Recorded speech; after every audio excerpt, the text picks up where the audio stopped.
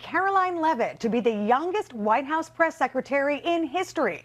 This as many more roles remain to be filled, while Washington gears up for a series of contentious hearings before Trump takes office. Welcome to Fox News Live, everyone. I'm Anita Vogel. Griff, hello to you. Anita, great to be with you. I'm Griff Jenkins on a busy Saturday of news. We are awaiting decisions on key posts in the next Trump administration, including for Treasury Secretary in the push for a new FBI director. Bill Melugin is live in West Palm Beach, Florida, kicking things off for us this morning. And Bill, there's more on these cabinet spots need to be filled. What are you learning? Yeah, Griff, good afternoon to you. So look, one of the biggest pillars of Donald Trump's campaign was obviously the economy and lowering prices. So one of the positions we're still waiting to hear on for being filled is Treasury Secretary. And right now there's a couple names being floated out there. So let's take a look at a couple of these guys. Number one is Capital Management CEO Scott Bessent. And number two is Trump Transition Co-Chair Howard Lutnick. Here's Scott Bessent talking about being considered. Take a listen. I'm taking the high road, and I've been a big supporter of President Trump. I've known the Trump family for 30 years, and we'll go from there. Now, Election Day wasn't even 2 weeks ago, but Trump has already filled more than 20 positions since then. Rapid pace. You can see some of the picks right here. Not all of these folks are going to need a Senate confirmation, but some of his splashiest picks have also been some of his most controversial. Specifically, here's a few of them.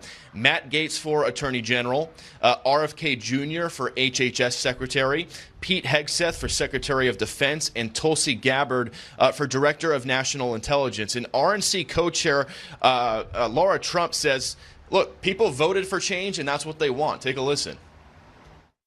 These are people who understand what needs to happen and how to be effective movers. You're exactly right. They're disruptors in their own right in a great way for the American people, and it's going to be to our benefit. And Griff, regarding that vacant Treasury Secretary position, just a short time ago, Elon Musk actually posted on X, appearing to throw his support behind Howard Lutnick, who he describes as a change agent. He says he believes that Scott Bessent is, quote, business as usual. So that's Elon throwing his support behind one of those candidates. We'll send it back to you. We'll see if that has an impact in this fast-moving decision-making. Bill Melugin live for us in West Palm Beach. Bill, thank you. Anita? Yeah, fast-moving indeed, Griff. And one of President-elect Trump's more controversial cabinet picks has been former Florida Congressman Matt Gaetz to be Attorney General, as many lawmakers call for the House Ethics Committee to release their investigation report on him. For more on this and how it might play out, we are joined by former federal prosecutor and former Trump attorney, Jim Trusty.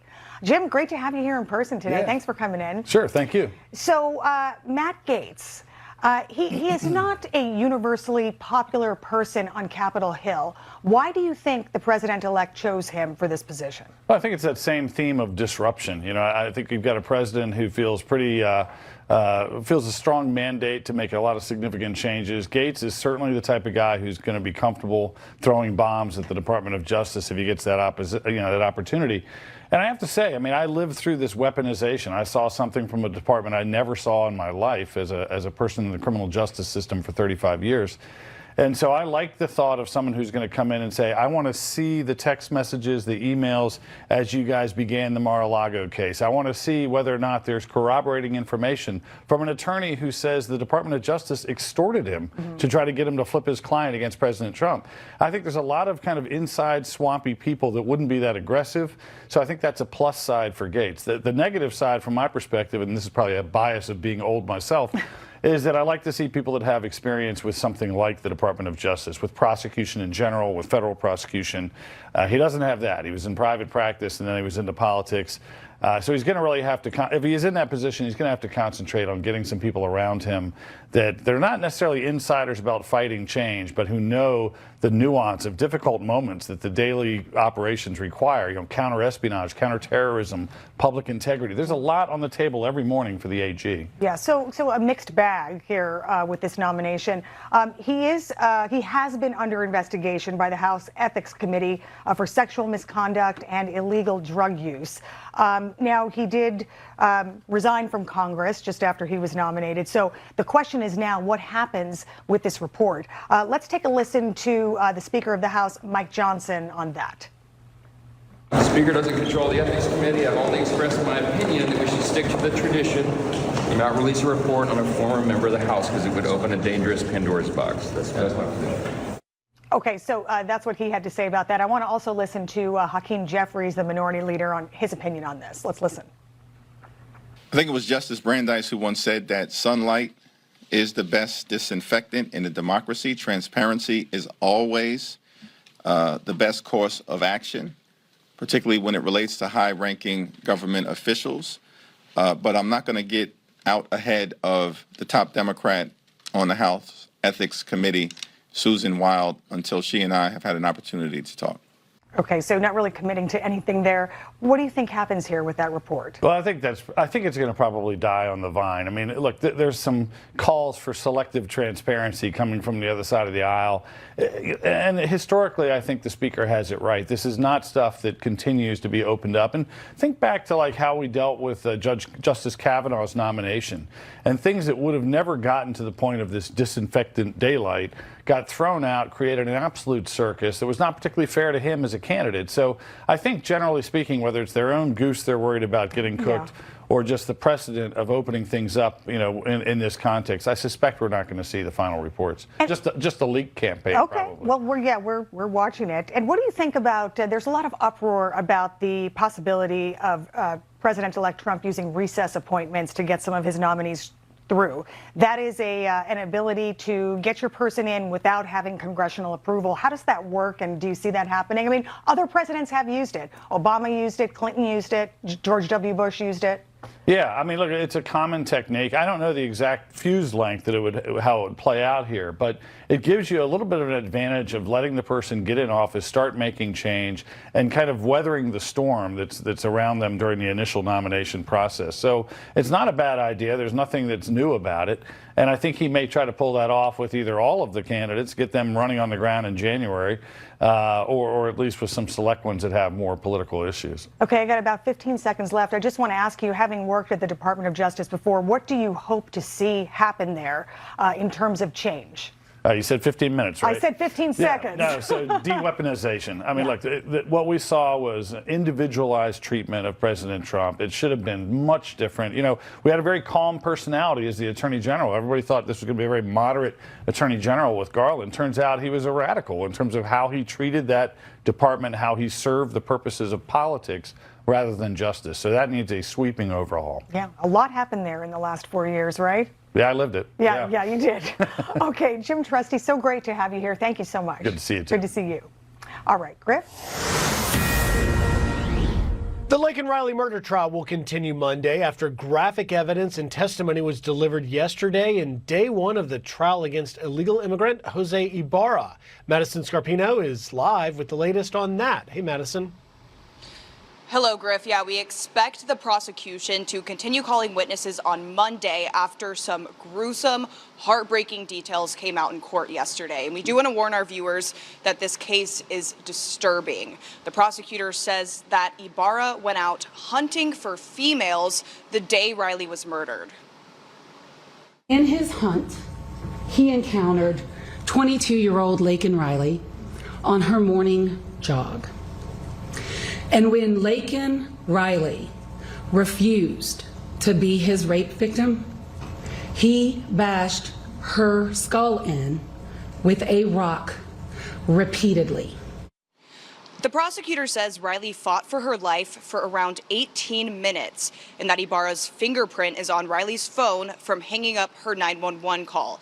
But Ibarra's defense says that the evidence in this case is not strong enough to prove Ibarra is guilty beyond a reasonable doubt. It's this kind of gymnastics that it will take to tell the story with this circumstantial evidence. Ibarra didn't show much emotion for most of the day. At times, he would look down or breathe heavily when graphic evidence was shown. Riley's family, however, was distraught. Her mother had to leave the room when prosecutors played body camera video of the police officer finding Riley's lifeless body. And since Ibarra waived his right to a jury earlier this week, it's the judge who will decide the 26-year-old illegal immigrant's fate. The judge understands the law better. That's the arbiter of the law in the court. He can move things along much quicker. It's really unfortunate, but you do get, throughout history, you get these iconic crimes that end up standing for something very large. Now, other people on the stand yesterday include Riley's roommates and the crime scene investigator. And Griff, it's unclear when or if the defense will call witnesses. Back to you. Madison Scarpino following this heartbreaking trial. Madison, thank you. For more, let's bring in now former acting ICE director and incoming Trump administration border czar Tom Homan. Tom, let's pick up on this heartbreaking trial. I think anybody watching that was moved to tears, particularly when Laken's mother broke down and had to leave. But as you prepare to take over as border czar, the story of Laken Riley is that it should have never happened. Same thing with Jocelyn Nungare in Houston. What will you do to make sure that this doesn't happen again? Well, look, if President Trump was president, he would be in Mexico in the Remain in Mexico program. He would never have been released in the United States. If President Trump was president and he did get in the United States and he got arrested in New York for a crime before he committed this murder, he would never have been released to the street. He would have been turned over to ICE. So look, this administration has blood on their hands. I hope that every mayor and governor who supports sanctuary cities listens to that tape. Listen to the way that young lady died. I just want to be this young lady got killed. No, listen to her fight for her life for 17 minutes, fighting for breath, fighting to survive. This happens. She just one of many. Griff, you know, there's many stories under this administration that's happened, and there's many more we don't know about because sometimes sanctuary cities don't capture their foreign national citizenship, so it's not an end report, and they never contact ICE. So this is one of many, and it's disgusting, and President Trump is going to put a stop to this. You raise a great point, the sanctuary cities, and even here in New York City, where I am, Mayor Adams is frustrated to no end about it, leaning on the city council to do something about it. But what will the new Trump administration do to lean on sanctuary cities? What's the solution? Well, there's a couple of solutions. First of all, when President Trump was president, he was suing sanctuary cities to withdraw their federal funding. That lawsuit was going on with DOJ. Then as soon as Biden got in office, he shut down the lawsuit. Look, there's a lot of sanctuary cities right now working behind the scenes with ICE, I'm told by senior leaders at ICE, because they see stories like this. They don't want to be that same situation. So there's some sheriffs around the country that are working with ICE behind the scenes. They don't want to publicly announce it, but when they got somebody really bad in their jail, they'll make a phone call to ICE. But it's not enough. New York City, Chicago, San Francisco, Los Angeles, the major cities in this country are still sanctuary cities, and we got either President Trump's got to reissue the lawsuit, and look, if they're not going to help us, then we'll just double the manpower in those cities. They don't want ICE agents in their neighborhoods, but they don't let ICE agents in the jail. They don't understand if you let us into jail, that'd be less agents in your neighborhood. So their sanctuary rules are giving the result they don't want. So, you know, I wish they'd sit down and talk and help with us, but if they don't help, get the hell out of the way, because we're going to do this job with or without you. And part of that job will be large deportations, particularly of the hundreds of thousands of criminal aliens with orders to be deported already. But yesterday on Capitol Hill, the Congressional Hispanic Caucus, led by Congresswoman Nanette Barragan, addressed that, saying that she's going to push back. Listen here, Tom. The Congressional Hispanic Caucus is going to work very closely together along with our leadership to push back on this idea of mass deportations and the plans that he's putting together. Just yesterday, we had a meeting on this very issue. And what we see is the mass deportations are going to have a negative impact on the U.S. economy. What's your reaction to that, Tom? Game on. Look, you're a member of Congress. ICE isn't making this up. They're enforcing the law. We're in a situation now, you got members of Congress. Those who enforce the law are the bad guys, and those who break the law are the victims. I mean, the whole world's upside down. They're a member of Congress. ICE don't make this up. They're enforcing law that Congress wrote and Congress enacted that was signed by a president. And they're going to push back, and President Trump's made it clear, and this makes me angry. President Trump has made it clear, we're going to concentrate on public safety threats and national security threats. What member of Congress, what governor, or what mayor is against taking public safety threats out of their community? Haven't we seen enough crime and enough rape and enough death? Well, ICE is going to do their job, so shame on her. She ought to resign her seat at the House because ICE is enforcing the laws that Congress enacted, and they're going to do it without apology. Well, watching this Laken Riley trial certainly is a sober reminder of just that. I want to ask you about the other part of this Laken Riley trial that really hasn't gotten much attention is that his brother was connected to Tren de Aragua, the Venezuelan violent gang, which 4 years ago, no one had ever heard of Tren de Aragua. Now you can see it's in half of the states across the country and really taking a foothold. In fact, the senior leadership of Border Patrol and ICE have told me directly, Tom, that they have started in the last year to make targeting Tren de Aragua gang members a priority. What's your plan to deal with TDA? Well, we're going to make them a priority on the Trump administration, but I looked at the stats the other day. The removal of criminal aliens, deportation of criminal aliens under Joe Biden has decreased 74%. So, no, we're going to make it a priority. Tren de Aragua, they're on notice. Look, their days of violence and bloodshed in this country are coming to an end very fast. And a message to Tren de Aragua, my gang's bigger than your gang, and we're going to take you out. Now we're going to remove you, we're going to put you in prison, then we're going to kick you out of this country. We're going to secure the border, and we're going to save lives. Not only just Americans, but we're going to save lives of citizens and those legal migrants who many times are the victims of these illegal alien crimes. Hey, Tom, just in the last 40 seconds or so I've got here, because you and I have worked closely together for the last several years. You served in Border Patrol, at ICE, and now you're coming back in. And from the Hispanic caucus members there, you may be the face of a very harsh campaign when you try and get the border under control, as you've said you will do for the Trump administration. Why do you want to do it? Why are you doing this? I spent 34 years doing this job. This is the second time I come back from retirement from President Trump. People haven't seen what I've seen. I've talked to young girls as young as 9 that were raped multiple times by criminal cartels. She will never be the same. You look in her eyes and everything innocent and pure has been ripped out of her soul, and she'll never be the same. I've stood in the back of a tractor trailer and 19 dead migrants at my feet that baked to death. I've held dying children. I'm sick and tired of the crime that comes across that border. There's no downside on a secure border. There's no downside. The secure border saves lives, not just the migrants. A record number of 4,000 migrants have died crossing this border this administration. 250,000 Americans have died from fentanyl. The sex trafficking is up 600%. Secure border saves lives. And I'm going to go back and I'm going to secure the border, and we're going to follow through on the mandate that the American people gave President Trump. He had a landslide victory because of his #1 issue, the border. And I'm more than honored to come back, help President Trump secure the border, make his country safe again, and save lives by the thousands. We wish you luck. Incoming border czar, Tom Homan. Tom, thank you for your time today. Thanks, Griff. Anita? All right, strange story here. Investigators in Dallas are looking for a shooter they say hit a Southwest plane late last night. It happened while passengers were on board and waiting to take off, though no one was injured. Police briefly closed the runway at Dallas-Fort Worth last night. They have yet to share where they think those gunshots came from. And 2 people were sent to the hospital last night after an SUV slammed into a Los Angeles donut shop. Witnesses say the vehicle narrowly missed a stroller and pinned one of the victims to the counter. Police say the driver was a View lied about the business not taking her order due to her liberal politics. Lauren Green is tracking this story for us. Hey, Lauren. Hey, Griff, well, no apology yet from Whoopi Goldberg, but the controversy has only helped the family-owned pastry shop as business is booming at Holterman's Bakery.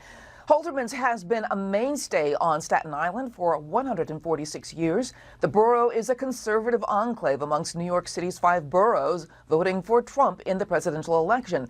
On Wednesday, the View host said when she ordered treats called Charlotte Russe for her 69th birthday to celebrate on the show, and she claimed she was refused service because of her liberal politics. Charlotte Russe has no political leanings. And the place that made these refused to make them for me. Oh, really? Yes. What? They said that their ovens had gone down, all kinds of stuff, but folks went and got them anyway, which is why I'm not telling you who made them. But can't be because I'm a woman, but perhaps they did not like my politics. Yeah. Well, the bakery owner said it had nothing to do with politics, that there was indeed trouble with an old boiler that stoked the ovens, and they just couldn't commit to a large order. Borough president defended the bakery. They had a boiler that was 60 or 70 years old, and the first week in November, guess what? It went on the fritz. They had to be replaced, and the reputation of Holterman's is impeccable. So rather than commit to something they couldn't guarantee, they said we can't do it. And the person who besmirched and defamed them took that as an insult to her. Well, get over it. Well, Holterman's Facebook page says it's overwhelmed at the outpouring of support they're receiving from all around the country. And according to TMZ, the owners say Goldberg really owes them an apology. Griff? We'll see if that apology comes. Lauren Green, live for us in New York. Lauren, thank you. Anita? Well, Griff, the captain of the San Jose State volleyball team is leading a legal challenge to remove a transgender player from their roster. It comes after several teams forfeited games against the Spartans this season. Team captain Brooke Slusser claims that her school previously called her concerns transphobic. There's so much pressure put on us to not talk about it and not voice your opinion that so many are just still so terrified to talk. The lawsuit aims to remove the transgender player before the conference championship in Las Vegas later this month. Griff? Anita, how will Elon Musk and Vivek Ramaswamy cut trillions in federal spending? I'll give you a hint. Doge. That's next. She later this afternoon. Lucas Tomlinson is live in Lima with the latest. Hey, Lucas. Well, good afternoon, Griff. It's not often the President of the United States makes an international trip and is not the guest of honor. That honor would go to China's President Xi Jinping. We have a side-by-side of their arrival late this week. As you can see on camera left, we have the red carpet rolled out for China's president. Meanwhile, when President Biden arrived here, there was no red carpet. Of course, China is Peru's largest trading partner. And as Biden went to his hotel, China's president was feted with the honor of a state visit at the presidential palace, complete with military honor guard and more red carpet. As you can see there, no question Biden's lame duck status playing a role here. And while at the palace, President Xi and Peru's president watched on a live feed the opening of China's new $1.3 billion megaport 2 hours north of where I'm standing here in Lima. Today, in the future, China's investment is expected to top $3.5 billion over the next decade. Now, potential candidate to rejoin President-elect Trump's new administration, Elbridge Colby, who served in a Pentagon policy role before, said a mess awaits President-elect Trump after he's inaugurated. I think the really important thing that I would stress here is how bad the world situation is that Joe Biden is leaving to Donald Trump. And people have to understand that we're in a world of tough choices. We're kind of tough, clear-eyed, but not necessarily pretty decisions are going to have to be made because we can't solve all the world's problems. So you saw the family photo with the other world leaders here in Peru. President Biden is set to meet China's President Xi Jinping at 4 p.m. Eastern, likely for the last time that Biden is in office. Griff? Yeah, Lucas, and as our viewers are looking live at that family photo shot, you can see President Biden there in the back row on the right side of your screen there. He's between the leaders of Vietnam and Thailand. But as you mentioned, this is all about China's President Xi. Lucas Tomlinson live from Lima, Peru. Lucas, thank you.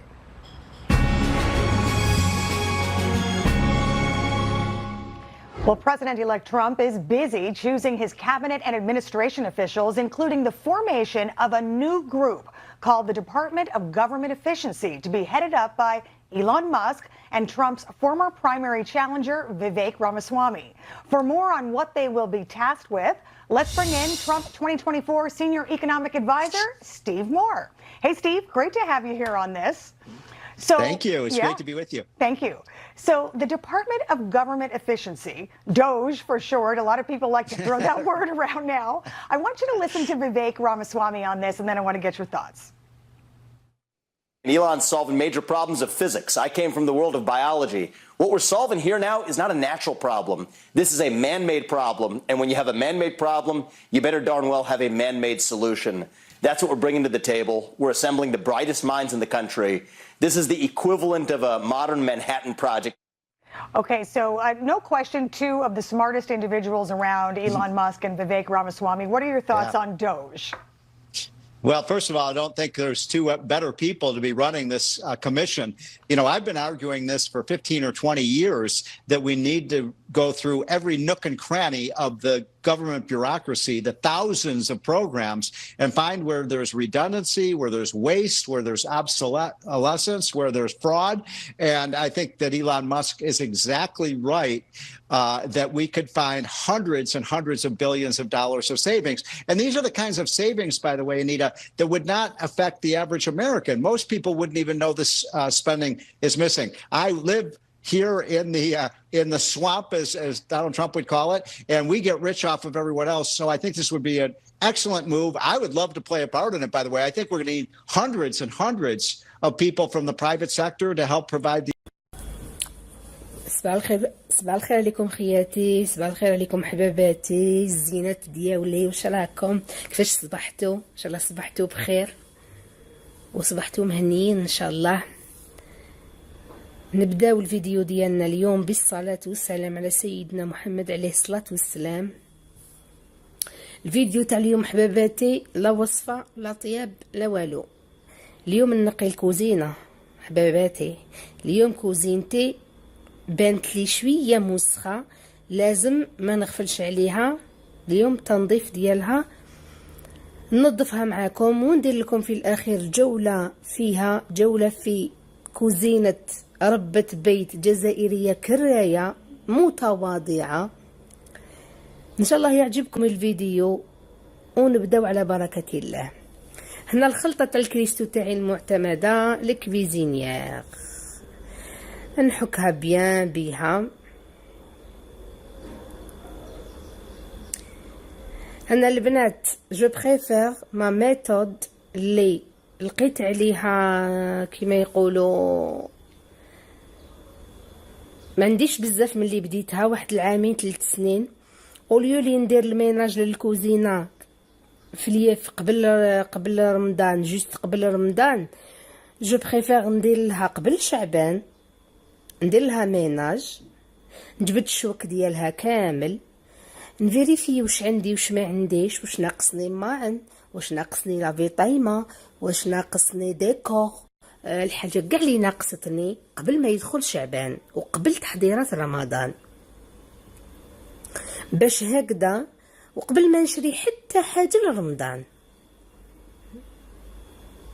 ونروح نكتب في ورقه وستيلو ولا كايي ولا اجندا، نكتب الحاجه اللي ناقصتني اللي حبيت نديكوري بها. دوكا لا كي لقيت كوزينه لقيت ان كوان بان لي شباب للديكور، تجيني اون ايدي اللي نشريها للديكور، كي نخرج نعرف واش نشري، نعرف وين نحطها، نعرف ماشي نخرج اشري اشري اشري اشري ومن بعد كي نجي لكوزينتي ما نلقى لها بلاصتها، ما نلقاها وين نحطها.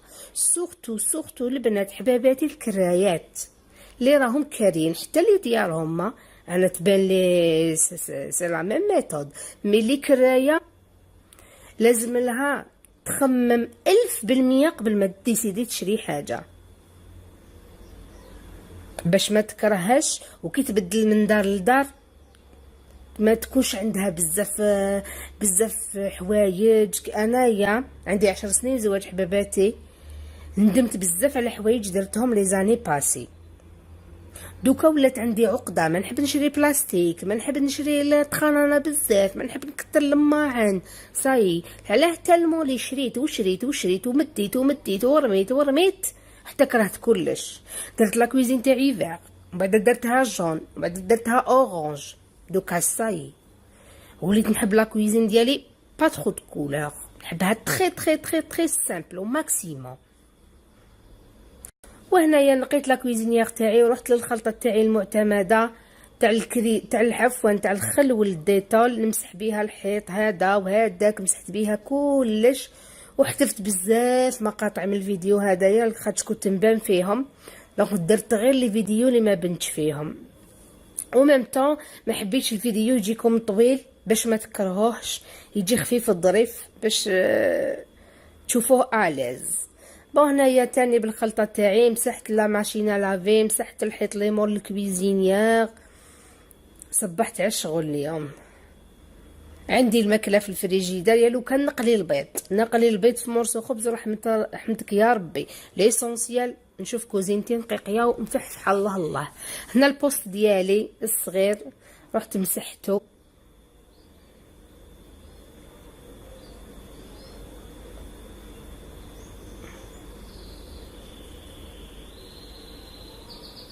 فوالا. وهنا رحت لهاديك الكوانه هذيك لقيتها الله الله عليها، درت لها جافيل سيد هوموس، حكيتها حذفت بزاف مقاطع، ومن بعد هيك حكمت الشيتا والجافيل بيغ وبديت نحك في هذاك الفايونس. وهنايا رحت غسلت بالخلطه تاعي تاع الكريستو،